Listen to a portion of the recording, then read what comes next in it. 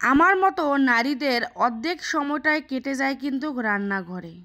তাই রান্নাঘর যদি আমাদের পরিপাটি না থাকে, পরিষ্কার না থাকে, তাহলে কিন্তু ওই রান্নাঘরে মন বসে না। আর রান্নাটা যদি সুন্দর না হয় তাহলে কিন্তু পরিবারের মুখেও হাসি ফোটানো যায় না। তা আমরা যেহেতু নারী হয়ে জন্মগ্রহণ করছি, আমাদেরকে তো রান্না বান্না করতেই হবে। তাই রান্না বান্নার দিকে আমাদের ফোকাস দেওয়াটা অতি কিন্তু জরুরি, ঠিক কি না? একটু কমেন্টস করিয়েন। হাই এভরিওয়ান, আসসালামু আলাইকুম। সবাই কেমন আছেন? আশা করি সবাই খুব ভালো আছেন। আজকে আমি রান্না করব গরুর মাংস প্লাস বড় মাছের মাথা দিয়ে মুড়িঘণ্ট। অবশ্যই আপনারা পুরো রেসিপিটি দেখবেন, তাহলে আশা করছি আপনাদের ভালো লাগবে। আজকে আমি পুরোটাই শিলপাটায় বেটে, মশলা বেটে তারপর রান্না করতেছি। এখানে আমি পেঁয়াজ প্রথমে দিয়ে দিলাম, তারপর আদা, রসুন, জিরা বাটা, এখন সব ধরনের মশলা দিয়ে দিচ্ছি। লবণ, হলুদের গুঁড়া, মরিচের গুঁড়া, ধনিয়ার গুঁড়া, জিরার গুঁড়া, মনে করেন গরম মশলাগুলো সব কিছু। এখন শেষে দিয়ে দিলাম জিরা বাটা।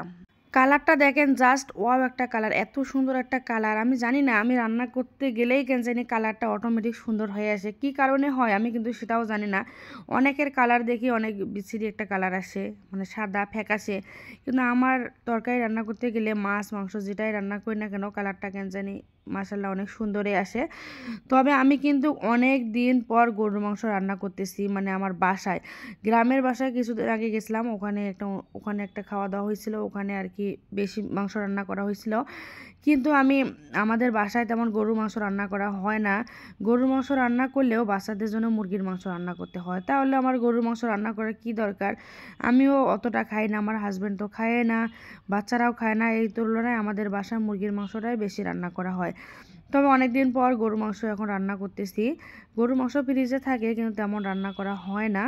এখন মাংসটা আমার ভালো করে কষানো হয়েছে, আমি কয়েকটা আলুও দিয়ে দিয়েছি, কারণ আমার বাচ্চারা যদি মাংস না খায় আলু দিয়ে যাতে ভাত খেতে পারে, এই জন্য আলুও দিয়েছি।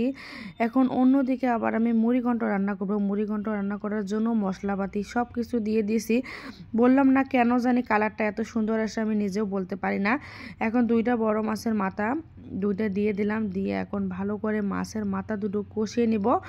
আমার কিন্তু মুড়িঘণ্ট রান্না করার কোনো ইচ্ছাই ছিল না, সকালে উঠে এগুলো মানে ডিসিশন হলো। এখন সকালে তাড়াহুড়া করে রান্না করলাম, যেহেতু মুগ ডালটা আগে থেকেই ভেজে নিতে হয়, তার ভিজিয়ে রাখতে হয়। আমার কিন্তু সেই সময়টা ছিল না, ওই সকালে উঠেই ওই ডালটা নিয়ে আসছো, আমি আধা ঘন্টার মতো ভিজিয়ে রাখতে পারেছিলাম, তারপরে আর পাইনি আর কি।